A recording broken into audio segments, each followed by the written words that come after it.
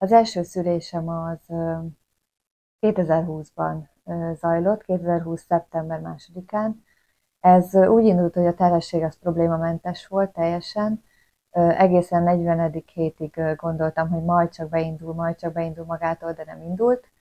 A 41. héten pedig indokoltnak látta a doktor úr, hogy indítsa a folyamatot. Én nem is ellenkeztem, mert nem olvastam ennek utána, hogy lehet-e még várni, és nem is gondoltam arra, hogy ennek az a következménye, az lehet a következménye, hogy nagyobb esélye lesz császármetszés a vége, úgyhogy én bátran mentem neki az indításnak, és vártam, hogy legyen minél előbb eredménye.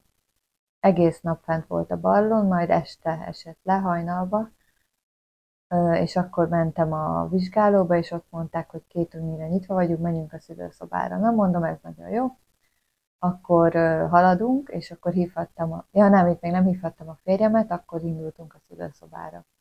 2 órára voltam ugye nyitva, és elkezdték adagolni az oxitocint, hogy haladjunk, mert a pályások azok teljesen leálltak. Előtte persze elküldtek zuhanyozni, meg minden, de hogy a pályások leálltak. Orvost fogadtam, mert kellett az a biztonság, amit akkor éreztem, mikor ő ott volt.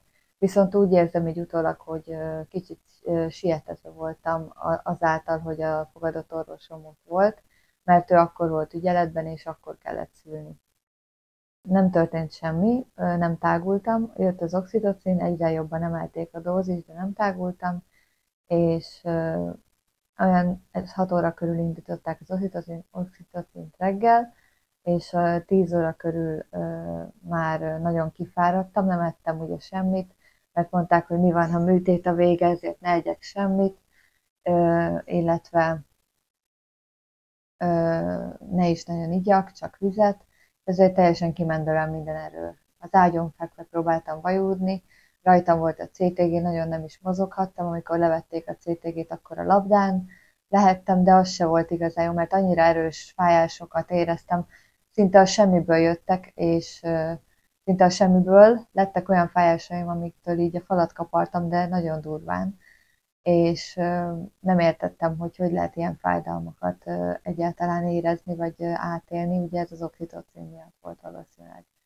Ekkor ugye óránként, sőt, szerintem sűrűbben is vizsgált a doktor úr, és mondta, hogy nem haladunk, nem haladunk, nem haladunk, és a szülésznők se nagyon voltak segítőkészek, úgyhogy olyan 11 óra körül mondta a doktor úr, hogy ha nem haladunk semmit ezután se, akkor megyünk vagy megyünk a műtőbe.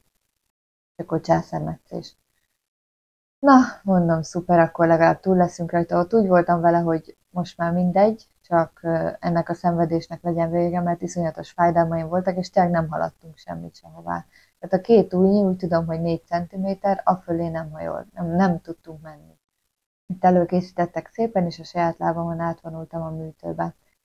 Ott előrehajoltam, beadták a gerincérzéstelenítőt, ami egyáltalán nem volt kellemetlen nekem, és hátrahajoltam, akkor úgy elöntött a melegség, és éreztem, hogy most már jó kezekben vagyok, és megvolt a császármetszés, kiemelték, és oda tartották hozzá még puszira, és kiadták, megmérték, és mondta is az orvos, hogy úristen, milyen nagybaba, úristen, és kiadták apukának.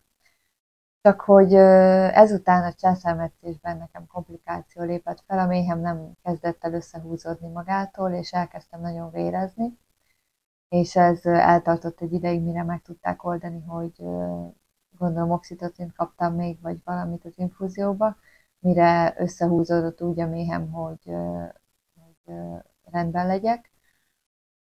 Közben folyamatosan vizsgáltak, és a végén kaptam 2 egységbért, úgyhogy és a kisfiamat nem is láthattam, csak majd az őrzőben később.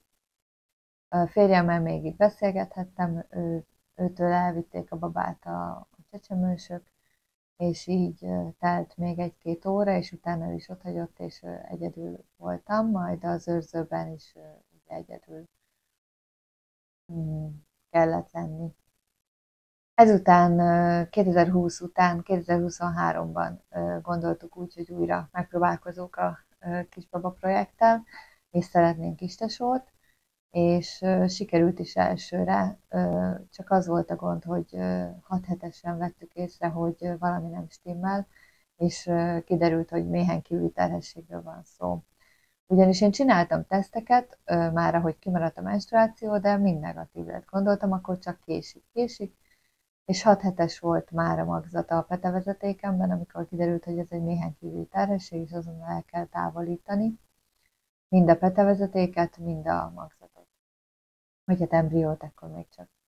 Úgyhogy volt egy ilyen laparoszkópos műtétem is, ami igazából nem volt annyira negatív, mint a sürgősségi császármetszés, annyiban végül is az volt, hogy ez is egy hason végzett műtét volt, tehát ebből is a lábadozás kicsit nehézkes volt. Ezután pár hónapot kihagytunk a próbálkozásból, és szeptember-október környékén 2023-ban újra elkezdtünk próbálkozni a Kisbaba projekttel, és pár hónapig nem sikerült. Gondoltuk, hogy azért ugye, mert egy petevezetéken maradt, tehát a jobb oldalit kivették, és már csak a bal maradt. Januárban sikerült is teherbe esnem, aminek nagyon örültünk, és nagyon izgatottak voltunk. És itt is minden problémamentesen zajlott. Majd 2024 májusában jött a negatív hír, amikor is elmentünk egy sima vizsgálatra, ahol szívhangot néztek volna, illetve mészárvizsgálat volt, de szívhangot már nem talált a doktor úr. Ekkor elküldött a helyi ügyeletre, hogy ott egy komolyabb géppel nézzenek meg, hát ha téved a doktor úr, de tudta ő, hogy nem téved, hiszen mondta nekem utólag, hogy látta, hogy a köldögzsinór áramlás sem valósul meg, illetve hogy hát a kis szíve nem működik, illetve hogy kisebb volt jóval a koránál. Úgyhogy megvizsgáltak a nagy géppel, és ott is látták, hogy kb. 2-3 hetes elmaradásban van, és hogy nem él a magzat.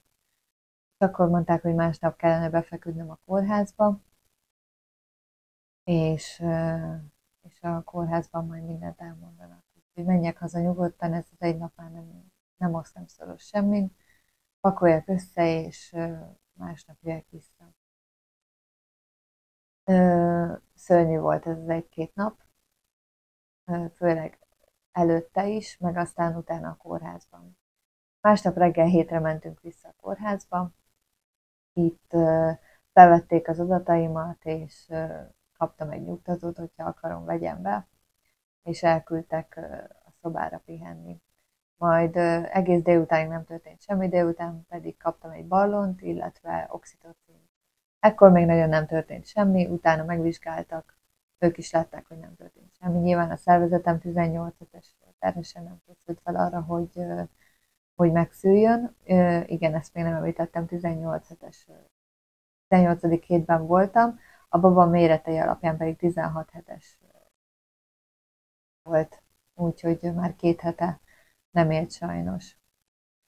Másnap pedig délelőtt ismét kaptam oxitocint, és ismét a ballont, hát akkor már húzatták a ballont, ami azt jelentette, hogy a ballon végére rákötöttek egy csomót, és akkor az ágy végébe lelógatták a nehezéket, és hát itt még mindig nem történt semmi, de itt már olyan fejeseim voltak, hogy konkrétan a falat kapartam, de nem olyan szinten, mint amikor a császármetszésnél volt az oxitocinos adagolás, hanem éreztem, hogy ennek hulláma van, éreztem, hogy át tudom adni magam a fájásoknak. Tehát nagyon sokat olvastam a nagyvetélés előtt, nagyon sokat olvastam a szülésről, illetve a jogaimról, és a kórházi protokollokról, és mindenről, ami a szüléssel kapcsolatos, és tudtam, hogy hogyan adjam át magam ennek a folyamatnak, hogy ne fájjon annyira, hogy ne ellenkezzek, hogy bele tudjam adni magam a szülésbe, még ha ez egy olyan szülés is volt, ahol tudtam, hogy már nem él a gyermek, de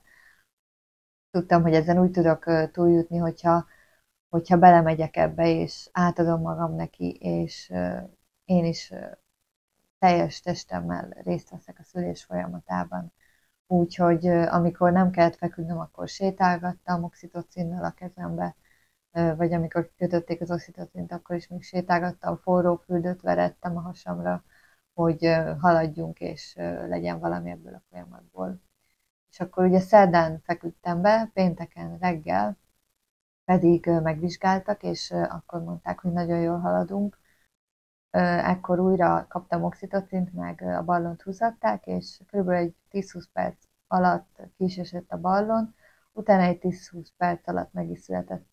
Először elfolyt a magzatvíz, amitől nagyon megijedtem, hogy vér, mert ugye a császármetszésnél sok vért vesztettem, és féltem, hogy itt is ez lesz a vége. De nem vér volt, hanem magzatvíz, és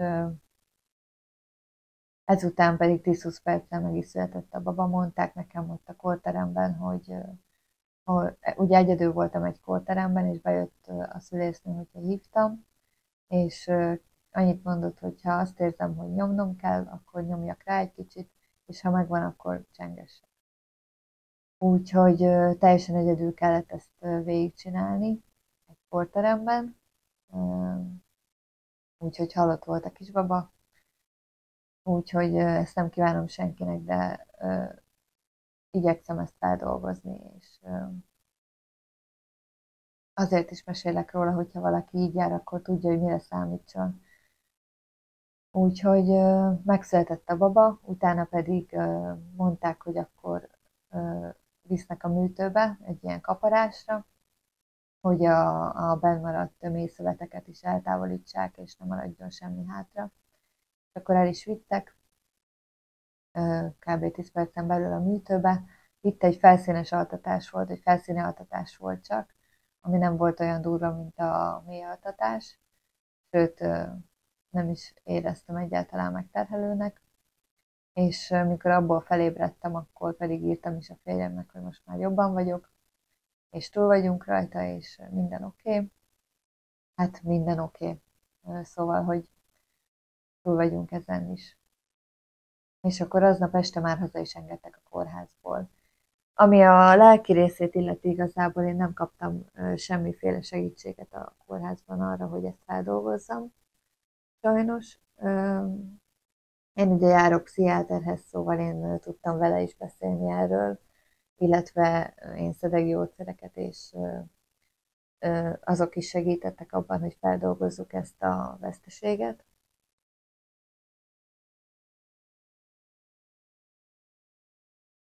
De ehhez idő kell, nagyon sok idő, hogy tényleg feldolgozzuk, és hogy egyáltalán akarjunk még babát, vagy tervezzünk-e még kistesót.